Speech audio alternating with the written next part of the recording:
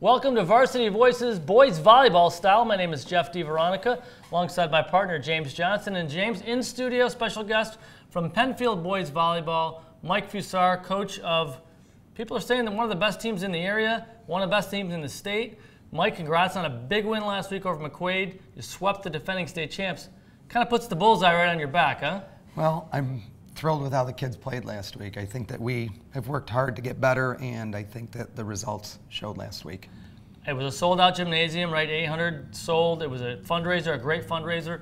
What was the atmosphere like in the Penfield gymnasium? It felt like being in a sectional final. It's a little smaller gym, but the intensity was great. The McQuaid had a large crowd there. We had a large crowd there, and it was a lot of intensity. The kids enjoyed it.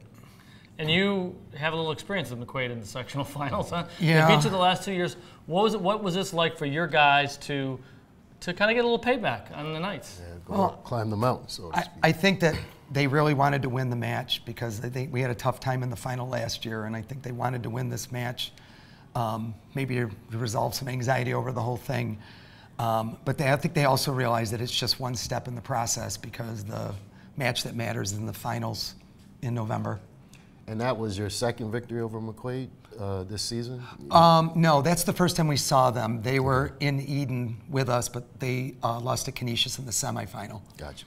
Mike, this is your 21st year. You've won 5 Section 5 titles. As a coach, what do you get the most enjoyment out of by still doing this job? Interaction with the kids. You know, I have good relationships with my kids. My alumni come back to see me. Many of them have gone on to coach. We spend a lot of time together in the off season, my players and myself. Everywhere from going on a camping trip to Stony Brook State Park to team build to coming down on Sundays to watch football with me. You've got 10 returning players on the team, 11? Actually 12 returners. Okay. 10 returning seniors. 5 that are starters. It's a great luxury. Who are those returning starters? I know your setter, Jordan Solomon. Jordan Solomon is my setter. Jack Burke is my right side and also sets in some situations. Noah Wolforst is a senior outside. Hitter, Jack Bicker, excuse me, is right. a senior outside hitter, and then Andy Scott is my returning middle.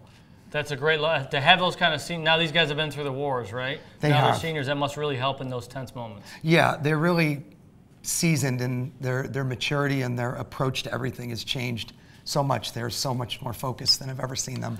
Tell us about getting a little bit tough in the head, as you put it during the preseason. Well, tough in the head, huh? I think that we talked about raising expectations during practice. When everything we did in practice had a goal to achieve, and I raised the level of expectation on all those goals, and they have met me on everything that I've asked them to do. Focus, you said, was on better passing and serve receive. Was that kind of weakness, but just something you guys needed to sharpen up? I think at every level, volleyball is dictated by how we pass and receive, how we pass and serve, and we wanted to be better at our ball control and be tougher in our serving. And so far, those pieces have been at a good level for us this year. What's more important, hitting or blocking? Boy, that's a tough question. I think they're both important. Okay. I think you need to side out at a high percentage, and that involves hitting, but you also need to be able to slow a team down that is a good hitting team. So I would put them both in the same category. And James, you know this. Without a setter in volleyball, it's like not having a pitcher or catcher in softball. You're done. You're not going anywhere, right? Yeah. And you've got a setter, Jordan Solomon, who is the son of a volleyball coach, Andrew Solomon, the girls coach for Penfield. How much of a luxury is that to have a kid like that with a good IQ for volleyball? He is like having an extra coach on the court. You know, he thinks the same way I do. When things are going on the court, I'm thinking he needs to do this, and it winds up happening. He really manages my court very well. He directs traffic out there for us. Well, it's a great start to the season, 11-0. You got a big match Thursday. You go to Brockport, or they come to Penfield? They're coming to us. They're off to a good start too. Yes. And beyond all the wins and the losses and the sets and the digs, how much money was raised last week for the American Cancer Society by the match? Well, the McQuaid fans and the Penfield fans, with the athletic directors from both schools, combined to raise just under $3,000. Boy, that's something to be real proud of. Both McQuaid and Penfield, the entire volleyball community stepped up, and it's just fantastic to see that kind of just generosity. And it was 100% of the proceeds, not 50, not 25, 100. That's kind of unique, actually. 100%. You know, Mr. Shambo, when he came up with this idea last year, when he came to our match at McQuaid, he said, this match is good for volleyball. We should do this every year. And then he said, let's have a fundraiser, and we'll pick a charity. And we went off with it, and 100% of it. Well, we appreciate you coming down to the Democrat and Chronicle studios.